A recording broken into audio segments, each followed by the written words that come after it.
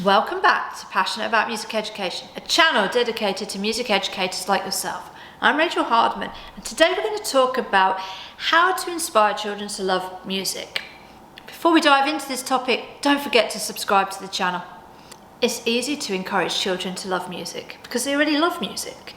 It's part of their identity, it's part of their family culture, it's part of their friendship discussions. So for us to teach children how to love music is not that difficult, and you are already doing that on a daily basis. But to teach our students to be brave and confident musicians is a real skill, and that is something that you, as that music educator, can really make a difference to their life. Let's flip it. For me, as a musician, as a teacher, I'm a really confident teacher. I've been teaching a long time. But I have been told a number of times I'm not good enough, whether that was by colleagues, whether that was by my university professors, whether that was by my teachers, and sometimes even those friends and family members who have those judgments. And we carry that with us. One of my music teachers told me when I was 18 that I wasn't good enough to go to university, wasn't good enough to go and study music. This was the child that was in every group. This was the child that turned up to all the rehearsals when everybody else didn't. This was the child that didn't care about playing third clarinet or second clarinet because they were just happy to play clarinet. That's all they actually cared about. They loved music, they were in everything. And for that teacher to tell that 18-year-old that she wasn't good enough to go to university and study music was crushing, soul crushing. And had I not been determined and a little bit fiery and a little bit, I'm going to prove you wrong, I probably would have given up. I'd already been told enough that I wasn't good enough. And I probably would have given at that point.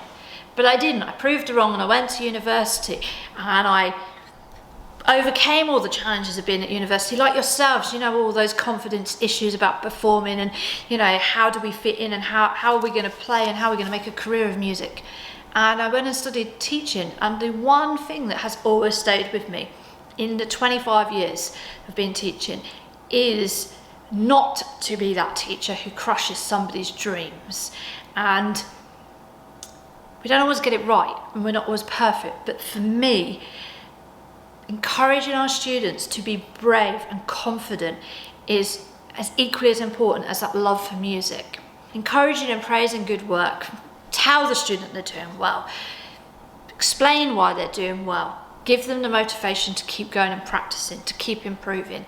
Your positivity, your encouragement for their progress is so vital whatever stage they are, whether they're a beginner or an intermediate or an advanced player. They need to hear that they are achieving. You can do that. We know as musicians what it feels like to be on the other side of that.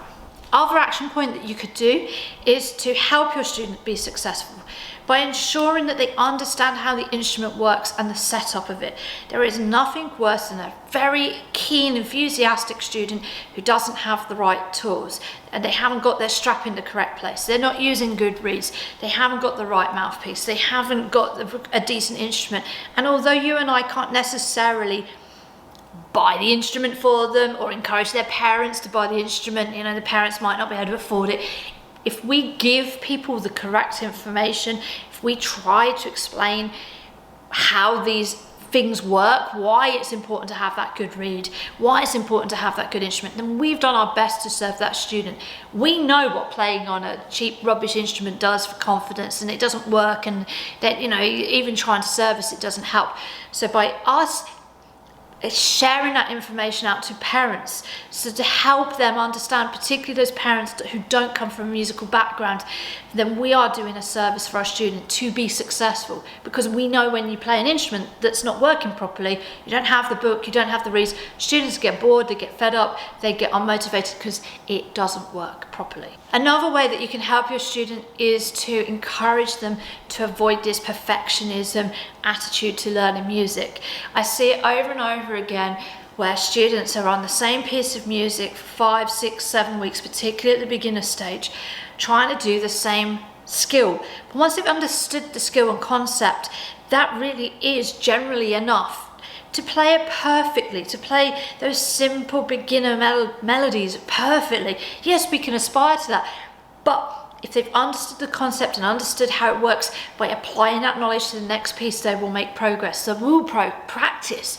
They will be more confident. And I'm not saying skim everything and don't play anything well, but we have to avoid this perfectionism in music, and because it gets to the point where you stop wanting to play, where you will only play in public when you are confident to play everything perfectly, and that you will beat yourself up if you don't play it perfectly. I have this issue. I don't like playing in front of people, especially adults, especially my peers, because I know I'm playing something wrong, and I know that they'll pick that up. I'm very aware of that. What's really sad about that is you forget the 99% of it that you got correct. And that's a danger with this sort of perfectionist attitude to music. And I'm not saying that we shouldn't aspire to play musically and to play emotionally and creatively and all the other things that we encourage our students, but we must be careful not to make it so that if they don't play it perfectly, they failed. They're not good enough, they're not worthy enough, they're not a good musician. So that's something that we could really do. It's more, have they really understood the concepts from this piece? Have they understood the period of music? Have they understood the phrasing? Have they understood the dynamical playing? Have they worked on that piece of technique from that particular piece that you're choosing? And it also helps avoid that perfectionism, limiting belief that we have that if we don't play perfectly, we're not good enough. And my final point for this video is to encourage our students to go to concerts, to go to live events. And I know that's obviously been difficult over the last year and a half, but it is coming back, and there's an awful lot of amazing stuff online that students can watch and be inspired.